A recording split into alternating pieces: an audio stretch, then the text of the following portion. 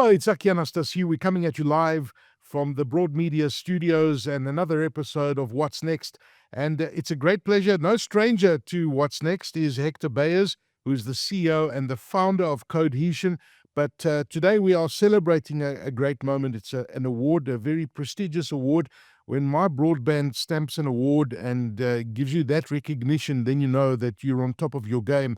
So Beyers, Hector, firstly, it's good to see you again. How are you doing? Great to see you, Aki. Hey? It's going well, and yeah, thank you for having me. Well, listen, we got you today because it's a very prestigious award. I want to know from your perspective, Hector, what does it mean to have won the MyBroadband Award for the best software development company? Because you're up against a lot of competition. It's a very prestigious title to have won. Firstly, congratulations. What does it mean to you? Thank you, Aki. Wow, it's a great honor.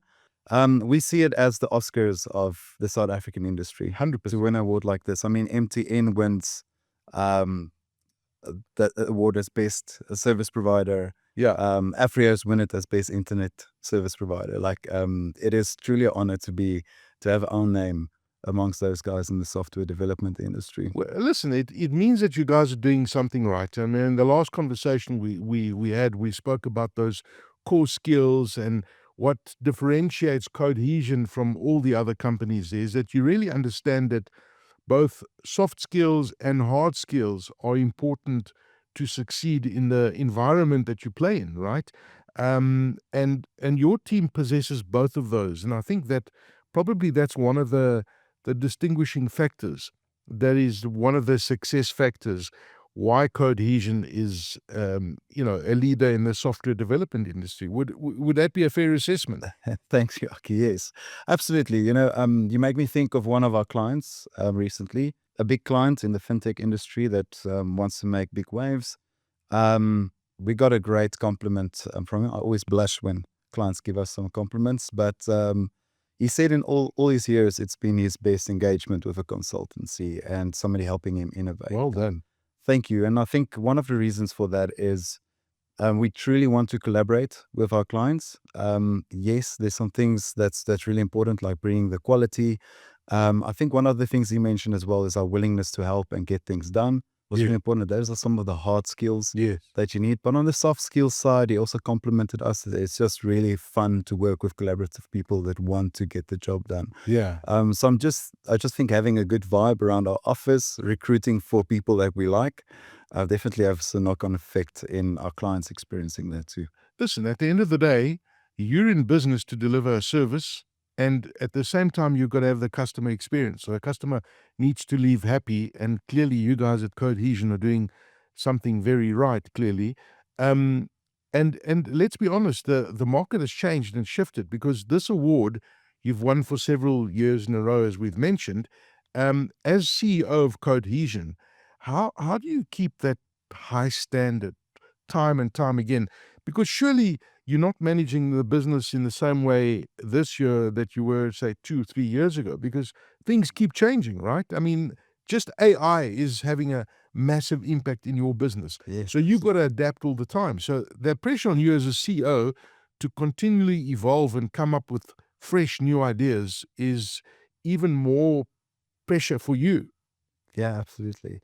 I think one thing that helps a lot with that is that to have a good mission and vision for the company helps us stay on course. For example, if you walk through the doors of Codehesion, I think we mentioned this last time, there's a big sign that says software shouldn't suck. Yes. And that's really our mission. Our mission is to put good code out into the world. The reason Codehesion exists is we want to help South African businesses scale. Yes. Through software. That's the mechanism. But ultimately, the goal is to make South African businesses scale. And software truly has the power to accomplish just that if it's built in the right way. If it's built scalable, it's built maintainable, it's done thoughtfully, it's done right.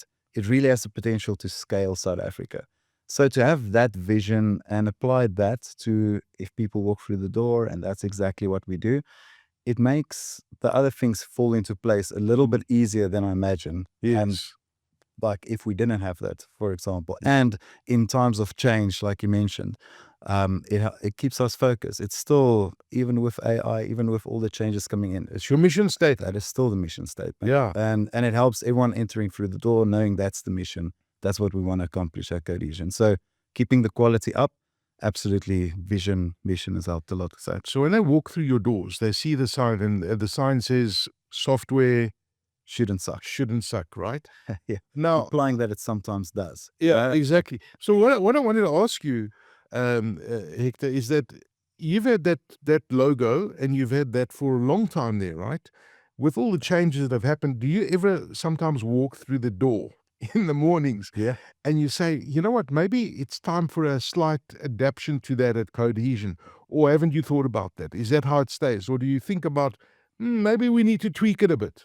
Absolutely. So I was even thinking about our vision the other day, and we had a company updates with everyone there, and I was telling them, guys, I feel there's maybe one level deeper on our vision. Like, yes, we want to scale South African businesses, and that sounds good. Yes. But I think there might be a level even deeper than that. Like, if we scale South African businesses, what then? What's the effect of that? Yes. And that's something I want to explore with the team even deeper. So even that is evolving, but I don't think it would change dramatically. You know, like just tweaking. But it might tweak as we go along. Absolutely. Yeah. No, it's amazing. Now, the last time we spoke, we were discussing a lot about the changes in the software development industry, and the debates of the benefits of software subscriptions. Yes. Versus custom software ownership. Oh, yes. And has your stance stayed the same on this debate, or have there been any changes? I get the sense that that subscription model seems to be growing, or am I wrong? Very interesting. And I do think it has changed even a bit more since we last spoke. How so? So I think there's the pre-AI debate, yes, the traditional debate, and then there's the today, yes, the now.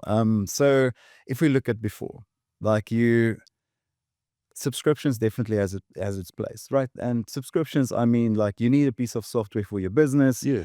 It costs $10 per user, or $15, or $20, or $50 per user, whatever the case might be. Right. You only need 10 licenses, 20, whatever it makes sense to go buy that. Yeah. If you need 100 or 1,000 licenses, it becomes quite expense on the book. Different and more. program. Yeah, 10,000 licenses. Yes. You have to either run it internally for everyone or purchase some externally for customer facing. Like it becomes quite an expense on the books. And companies that contact us are running into some problems with that, especially on big complex systems. So what typically would happen is after a while, your business starts outgrowing that system, meaning you want the system to innovate and keep up with where your business is going. Yeah. But it's not intended to do that. This is a product that you bought from a vendor. You have to put some items on their roadmap, and they can tell you, well, if they're going to include that into a product, yes or no, can they customize it for you? It's unsure. So it really becomes a little bit of a blocker in terms of your innovation roadmap. And obviously, if you scale, if you double your user base, and the company is really doing well, you're also doubling your cost on that software. So on the custom side, the idea is to come in, build that for a client, and diminish those costs completely. And they own the code. And I guess, Hector, you know what? When organizations start off, at some point they know they're going to have to make that decision, right? Depending on how fast they scale up and how fast they grow, etc. Yeah. But it's fine if you're a small company, customized. It might be too expensive. So a software subscription works initially, but when you get to a big size, as you say, you need to rethink that. Out of interest, AI is changing that even exactly. A bit more. So out of interest, you've watched a lot of companies over time. How long does it take them to go from that size where it's off the shelf, software subscription, to getting to a point where they need to customize? At what point should the company sit down and say, okay, we need to look at the customization seriously? I mean, there must be a break-even point in terms of costs where you need to say, okay, it's cheaper for us to go this way. Yeah, absolutely. So we've actually done the research on our side, and we've just through pure customer engagement, see where those levels start making sense. Yeah. I mean, hopefully in terms of timeline, I hope for any customer that we're dealing with Yeah. and client that we're dealing with, that timeline has come quickly. It means the business was growing Yes. and they were doing really well. Yes. So hopefully a short time, but it could take time to get there. But a good rule of thumb that we're seeing in the industry right now is that if you're spending more than 40,000 Rand per month on licensing fees, it's already worth contacting Codehesion 40,000 Rand a month. per month. Yeah. Okay. And it easily happens out there. Yeah. Yeah. Not if you're at the start and you start growing, but it easily mounts up. So if a particular system is costing more than that, there's definitely a return on investment calculation to be done on the custom software side, where you actually own it. You can scale it going forward at very little costs. Yeah. And you have an innovation engine that you own. Yes. That somebody like Codehesion can help you, innovate on. So what kind of customization do you guys do in terms of software? I mean, you look at, Microsoft 365 is software. Okay, you're not gonna design a 365 for example. 100%. Yeah. There's various levels. Of Yeah. Well, do you go as far as an ERP system? I mean, is that how deep you guys can customize? Absolutely. So various examples of that. So one small example is somebody having a field services app where somebody needs to go out in the field, do maintenance, all of that. And that user base has just grown to such an extent where it's really easy to replace that system, all the way to having a look at clients that are using like drag low-code systems that really don't, according to us, have a real threat with AI, because getting something built quickly is becoming easier and easier these days. So the low-code guys, I think, is in a bit of trouble. But and they work on a licensing model. Okay. And it's not foreign for big companies in Africa to spend 10 million, 20 million Rand a year on licensing fees on those systems, where those guys are under threat, like to start replacing some of their system with custom code built with AI, but still in a scalable and maintainable way. Yeah. It's becoming a real option for businesses. So it's like an investment you're making into your business. And what is the ROI on building customizable software? Well, look, it depends on the system and what you have there and so on. But we're seeing some crazy stuff out there. Some ROIs are 3 years, which I would say is in the longer side of things. We're seeing some crazy stuff, ROIs of 6 months. But also, you're not quantifying the value that it's unlocking as well. Absolutely. I mean, we're just talking about, automation. We're talking about, efficiencies. How long the licensing fee will match the build fee. Exactly. But what else it's doing in the business, it's, you can't tell if it's unlocking something else, adding more efficiency into another department, which it does, and that you can't quantify. Can't, because what's the cost of working around the system? Being stuck on an innovation basis and not being able to innovate. To serve your customers better, because that's all how the system works. Hector, we spoke a lot about AI. You touched on it just now, and AI is having a profound effect on every single business. And I imagine that software development is is affected as well. Cutting edge stuff happening. It's really cutting edge, and I imagine that it's unlocking tremendous value. It's allowing you guys to do things a lot more efficiency and faster. How is AI impacting your business? We had a session the other day with the whole team, showing them how fast AI can go at the moment, because we're actively embracing AI inside Codehesion. So if Claude does something new, we want to know about it. We want to research how it can help our customers as well. So we actually had a session where somebody was driving in front of the whole company, showing the power of AI. And it's insane. It's so beautiful what it can do if you have the right set of hands driving it, of course. But it's insane what it can do. I think the person was doing an hour demo on us, building out 2 features, one of them being quite complicated, like a resource allocation versus contract sign feature. It was quite a complex feature. And just sitting with the team, building it out in an hour, building 2 features out in parallel. I think what was really inspiring to see that is how fast things can go. Yes. But also kudos to the engineer that did it, because they use AI to do proper planning out how the database is going to look, planning out how this is going to be constructed together before implementing the feature. So just that combination of good planning, understanding what it's doing, and then getting it to implement, we're seeing massive enhancements on our side if used responsibly and in the right way. Yes. Yeah, there's some crazy. I think it's going to open the market a lot. Yeah. On the custom software side, because to build something that somebody needs exactly as they need it, it's becoming easier and faster Yeah. to do. But then, having said that, are you, as the CEO of Codehesion, are you, Hector, not worried that AI at some point is going to disrupt you guys? Not really. So what we're seeing is the shift is going from the old guard that Yes. gets licensing fees and get paid every month for doing nothing because Yes. you once set up the software. I think they've got some trouble coming. Guys like us that can help companies use AI in the right way, use it to build whatever they want. I think there's going to be a big benefit. We're going to be go faster with AI as well. So there is definitely a world where we are going to need to sign up more customers because we can work faster. Yeah. All customers can bring more ambition to us as well because Yes. they can. I never even thought of building that Exactly. because I just know it's going to take long. Yeah. Now they can add it. They can add it to their business. So I also see, yes, we're going to go faster. Timelines are going to be shorter, so we're going to need to expand our client base, definitely. But I also see a tech explosion coming, and somebody needs to help and maintain that. What happens with us already is clients come to us and say, "Listen, I've built this in AI. Look, like I click Yeah. there." I bet you get lots of those. Yeah, so it's actually good for conceptualization because we can see exactly where the guy's thinking. Yes. It's a very good communication tool as well.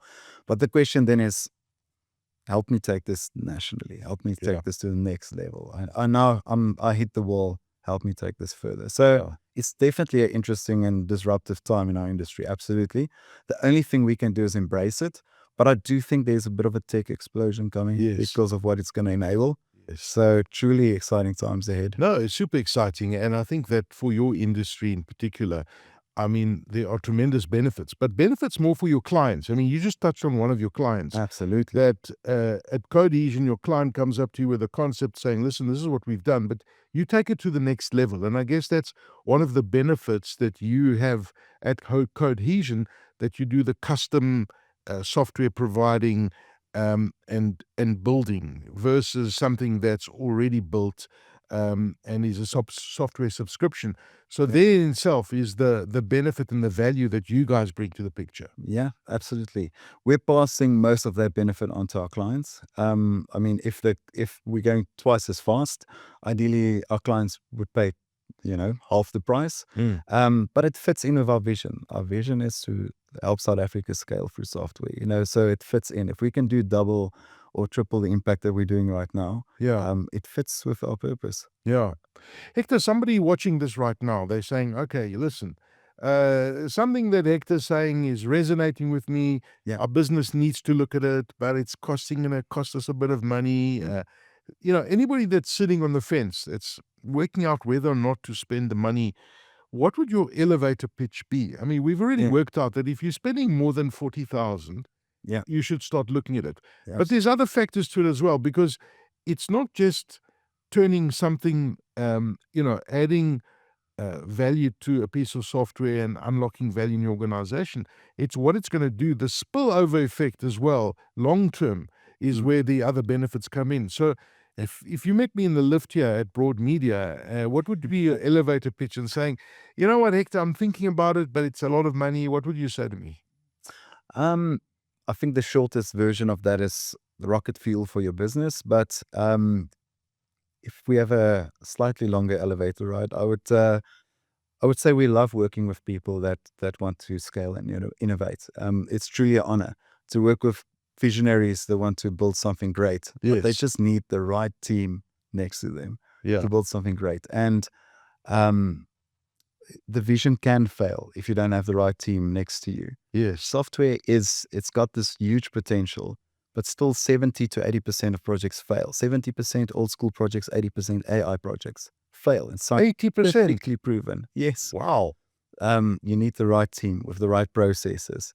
Yeah. And that is us. We've got the awards, we've got the vision, we've got the quality, and attaching that innovation team onto your business. is rocket fuel for your business. It's a very long elevator pitch. No, I absolutely. must say. But Look, we've got 25 floors. We've got 25 floors. We've got a long chat. But I'll let you extend on that elevator pitch without mentioning a client. Yeah. Tell me what's your favorite success story over the last 12 months? A client that has come to you and you've taken them from A to B. And I'm sure you've got many such stories. Absolutely. I'm honored to have worked with some big clients in South African market. Big guys that you would know. Absolutely. Like, the brand. Yeah. And seeing them stuck with a bad innovation setup and how that holds their business back. It makes me proud to be able to go in there, take the innovation team, help them pull things right, get the right innovation going, and finally get them to a place where they can truly innovate now at the pace that the business needs. It makes our cause a bit bigger, to go into environments like that and know that we can help them. We can seriously see a problem, and it's just not the right team in there. Paint a picture of one of those companies without giving their name. Yeah. What was their issue? A software supplier that was charging them an arm and a leg in the month, but had some skin in the game as well, meaning a little bit of a share in there as well. And every request that goes in to make changes and so on was a big debate and a big fight. Wow.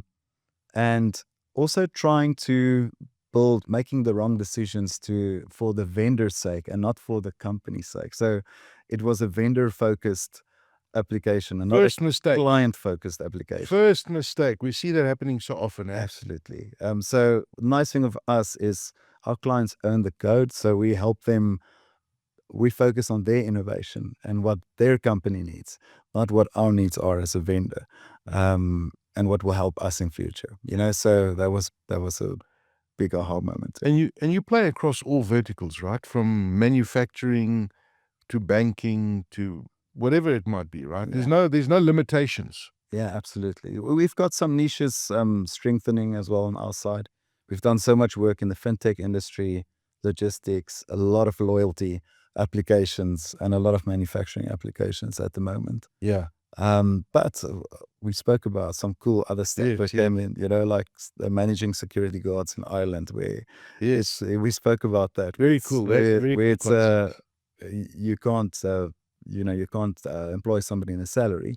Why not set up an app, to bring them together quite easy. Yeah. So there's cool stuff like that as well, where we can really help guys achieve their vision. What's your vision for the next 12 months?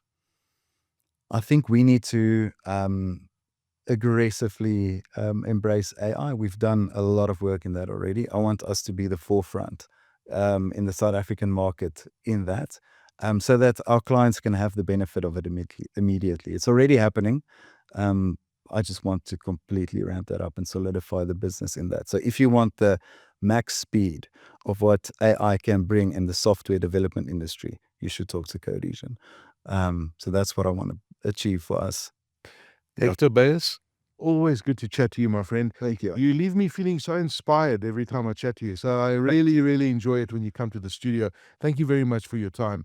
And hopefully that inspired you as well. I mean, what an incredible story. There's no limitations to your business and how you can unlock the value in your business.